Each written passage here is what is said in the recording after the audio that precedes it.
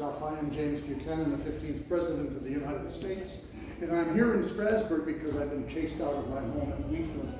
Wheatland is a mansion west of Lancaster, and it is, as someone was pointing out, or suggesting anyway, it is a summer house because it was built for a banker in Lancaster to escape the heat and the noise of downtown Lancaster a whole mile and a half away.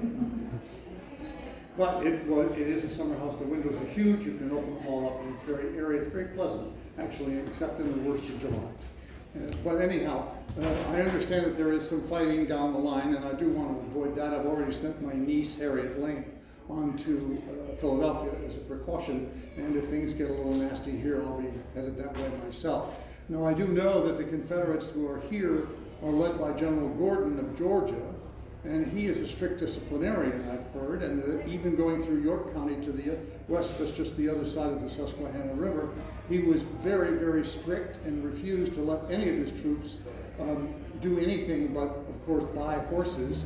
They used Confederate money, which we'll see if that matters any, but the fact is that nobody was harassed, no property was burned, except for the foundry of Mr. Thaddeus Stevens. I don't know if you've heard of him, but he is the chairman of the House Ways and Means Committee, and he and the Confederates are at absolute odds over who's right about slavery. He is definitely anti-slavery, and the Confederates, of course, don't like that, so they burned his foundry down. But otherwise, they've left the property alone in York County and pretty much in Lancaster. There was a fire in Wrightsville, as a matter of fact, and the Confederates helped put it out, so they were decent about that sort of thing. Does that mean it'll translate to me or anybody around here? Well, I'm not sure. This is definitely an anti-Confederate area. In fact, some scholars have already begun to argue that the Civil War started in 1851 in a little town southeast of here called Christiana, when a slaveholder from Maryland came looking for an escaped slave, and the citizens got together and, well, frankly, shot him. So that was the end of that. And they were all tried for treason and acquitted. Interesting, given the nature of the Fugitive Slave Act. In any event, that's where we are at this particular point in time. I'm just waiting to see what is going to happen. But I want to mention also, politically, I am what's known as a war Democrat. I think the Civil War is necessary to end what's been going on in the South. I do think that the southern states had a right to keep slaves because it's in the Constitution.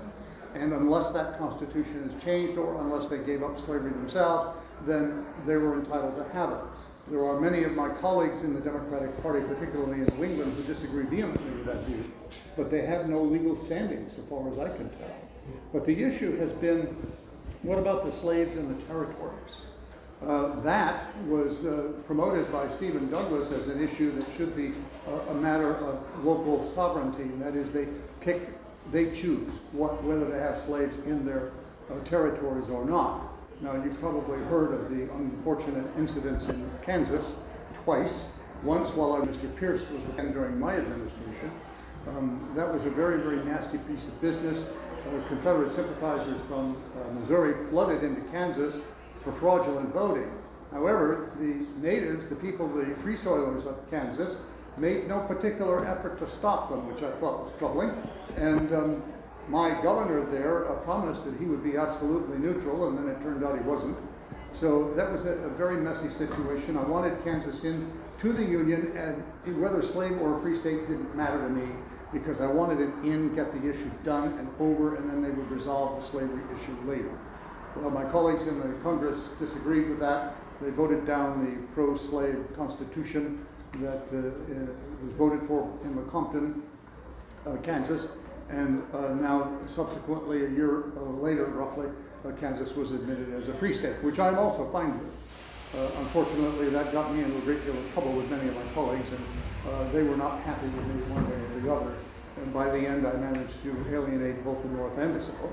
And so it's a good thing. I had announced right in my inaugural that I was only going to serve one term, so I didn't have to worry about being reelected and go through the embarrassment that President Pierce did when he was kicked out by the Democratic Party just because he had made a mess, frankly. And that was a mess that I inherited, which, as I understand the phrase, you're going to start hearing more and more as the politicians talk about it. But the fact of the matter is that Mr. Pierce was most definitely pro-slavery. I'm not pro-slavery so much as pro-Constitution. And the Constitution said these things, and I think it's incredibly important that we observe those things. Change them if you don't like them, great. But when they're on the books, observe those laws as they are. Now, I'd be happy to answer any questions about anything. I recall the first time I did this, someone asked me about the tariff. That was a toughie, because I'm sure that would put you all to sleep, so we won't talk very much about that. But if you have any other questions about anything, I'd be happy to answer it, personal or professional, either way. Have you all taken the train ride already? You have? No, some of you have not. Well, can you tell me how vigorous is the fighting down the line? My son died in battle. He did? Oh, I'm very sorry. I'm so very sorry. That's unfortunate. Wars are nasty business. I was actually a cavalryman during the War of 1812. Not many people know that. I was in a Lancaster militia unit, and we went to Baltimore to help with the defense there. Unfortunately, most of what we did was steal horses from farmers so that we would have a constant supply. We didn't engage the British. They pretty much gave up before we could get close enough to them to really be serious. So, could you tell who was winning? I'm sorry? The Confederates took the field. Oh dear. Well, that means I probably will not be here a little later. I do fear somewhat for my safety, but not a great deal. It's not over. What battles to come? Oh, we hope, yes. Where will you go? Philadelphia. Yeah, and if that becomes untenable, then to New York. A lot of people are unaware that I've done a good deal of traveling, and actually I've spent a summer on the South Shore of Long Island in the Far Rockaway area. Yeah, and also I could go to Cape May too. There, I'm well known there, and I've stayed in the Congress Hotel on a few occasions. So that's always very lovely. And I doubt very seriously if the Confederates will be headed in that direction. So, and once they get into Philadelphia, if they can make it that far, then I think that'll probably be the end of it. And they're also trying to get to Harrisburg. They want to take a northern capital, much as the North has taken some of the southern capitals. We're still after Richmond, of course. And I think that would break the back of the Confederates if we could get to Richmond and take it from them. Yes, ma'am? How did you spend your years after the presidency? Well, to be very honest with you, I wanted to be a country squire when I retired. And so that's what I've been doing. Have you been to my home at Cleveland? Well, I do recommend that you come and visit it. It's very, very nice. And it's on 22 acres. And it's a country house. It's a summer house, as I was telling some of these folks earlier. And it's an absolutely delightful place to be. And the name comes from wheat that is grown there, although I'm no farmer and I don't claim to be. Fortunately, there are plenty of folks I can hire around who know how to do that. But we eat and we drink, and frankly, my favorite recreation in the world is a dinner party, and I'll have one of those when you come, because I absolutely will do that at the drop of a hat. It's that much fun, but it'll be small. I don't have big dinners. I like a good story and a good joke. I don't want to yell down the end of a long table to hear one or to tell one. So small groups, I only have 8 people at dinner parties, but I can have one every night. It would be fine with me. Absolutely fine with me. Was it your daughter who hosted a lot of the White House events? Well, actually, that was my niece. Oh, your niece. Yes, I'm not married. I don't have any children. But my niece, Harriet Lane, my niece, Harriet Lane, is a remarkable woman. And I should point out, she's a great friend of Queen Victoria and the Empress of France, Eugenie. The 3 of them talk amongst themselves, well, in writing, of course, quite often. And Harriet has not been to Europe since about 6 years ago, when I was the U.S. ambassador we called it minister to England. But she and Victoria just had a marvelous time, and she visited Eugenie in France, and she's met all the crown heads of Europe. In fact, she's Harriet's favorite. Harriet is Victoria's favorite. And Harriet was taught personally by Victoria how to be a head of state. So she went into the White House ready to go. Yeah, and you probably are aware, it was a glittering palace in my administration, where it had been essentially a funeral home for the last several decades. because everybody was taking this attitude that, no, we can't party, we have to be very somber and so on. And Pierce has, of course, lost their son just before he took office, so it was not a nice place. And Harriet made it into the political and social center of North America. And she's regarded as one of the best first ladies ever, and I think that reputation will stick. So she's that good. Yeah. I met niece. Huh? I met niece, not brother. Oh, that's all right. A lot of people get confused that way, and that's all right, because she's such a striking young lady, and she would be the right age if that had been the case, if I had children. Yeah, right. So, yeah. And a big favorite with me and a big favorite with everybody. Yep. Anything else? I was going to swing into another story, but you know, now that I'm in my 70s, I start to get a little fuzzy around the edges. So, yeah. Yes, sir. Well, you do have a lovely home. We were there last year. Thank you very much. But how do you think history in, say, 161 years will judge the presidency?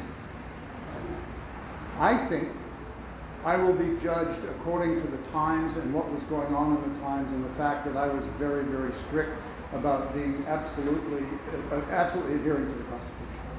I think ultimately that's what I want to be known for. I am a legalist. I'm a constitutionalist. I believe that that document done by the Founding Fathers is absolute, and we can change it, yes. But while it's there, it has to be obeyed, and that's what I did.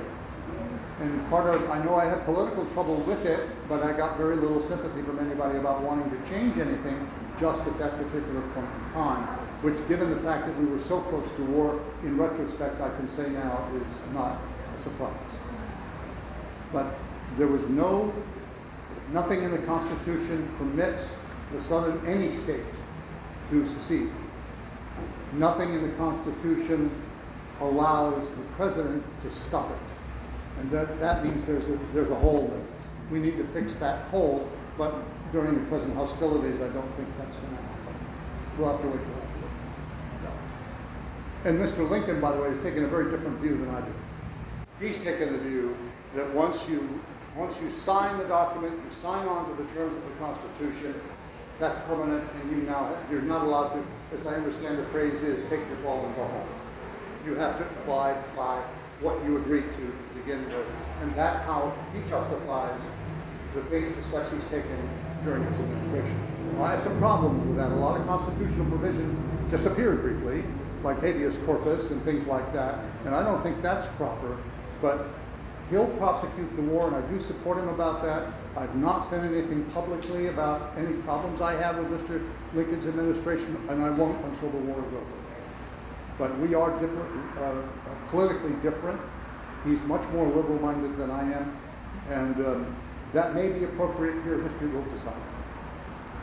But I'm confident with what I did as the best that was possible at the time. If I may, sir, Yes, sir. I've arrived just to give you a peaceful story. Well, thank you, Mr. Lincoln. We'll Very much appreciated. We'll save the war effect for later. Okay, very good. There's some difficulty down the road. So we need to be a little careful about sticking around in places like this and that sort of thing. So I saw it with my own I eyes. did, and how are we doing? Well, the tide may turn. Okay. It hasn't yet. It hasn't yet. Well, you'd be welcome to accompany me to Philadelphia in the event that becomes necessary. Young sir. Okay, thank you very much. And I should point out that there are writers already out there saying that Mr. Lincoln and I don't get along. That has never been the case. We've always been very, very cordial to one another despite our political differences. In fact, I told Mr. Lincoln, however, after the 4 years that I'd had as president, if he was as happy coming into the White House as I was in leaving it, he would be a very happy man indeed. And I'm sorry that that may have turned on you a little bit. That's my most vivid memory of you. Thank you. Okay, well, For better or worse. for better or worse, well, that's fine. Thank you, Mr. Lincoln, and don't let me keep you from your mission. No, you're simply looking for the missus. That I cannot help you with. No one can. Yes. If I can step out of character for a moment, if you come to Wheatland and go into the visitor center, you'll find a very large, this big, sake bowl. It was a gift of the Emperor of Japan to the United States. It was supposed to arrive in 1860 while I was still president, but didn't arrive until after Mr. Lincoln had taken office. Later on, Mary Lincoln will sell it for clothing. Yeah. Fortunate what? Nothing. I'm not necessarily about it. It was a little dirty laundry. Mrs. Lincoln sold it to buy clothes. She sold it fortunately to the Riggs family. I don't know if you've been to Washington. You've probably seen Riggs Bank. They were the bankers there, and they understood what was going on, and they kept it quiet. And then when the time came, they sent it to Lancaster History. This is what it was. So that's why we have it out there. And it's quite the piece. I mean, we'd all be having a very good time with this opera. Any other questions? And I don't have to stay in character. We can talk about anything you want.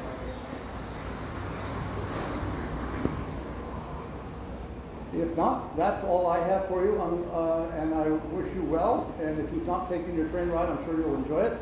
And if you did, I may invite you to the Railroad Museum across the street. That's also a very interesting place. And I volunteered them too, so yeah, that's a fix. Thank you. My pleasure indeed. As a wise man once said, don't applaud, just throw money. If you want to give money, give it to either the museum or Lancaster Museum. Thank you. Thank you.